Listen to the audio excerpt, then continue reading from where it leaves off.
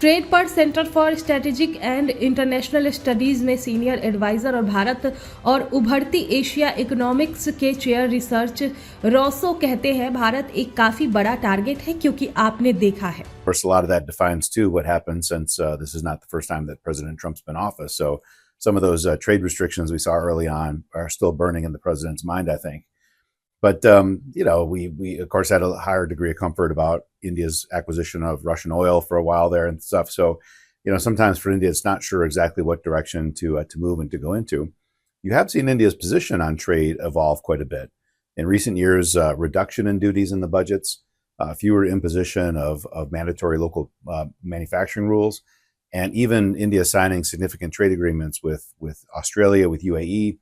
So when the two leaders first announced the intention to negotiate an investment agreement, to me, it didn't sound quite so crazy as it did to a lot of Americans, because if you weren't following the nuance, you hadn't realized India's position on trade has changed quite a bit.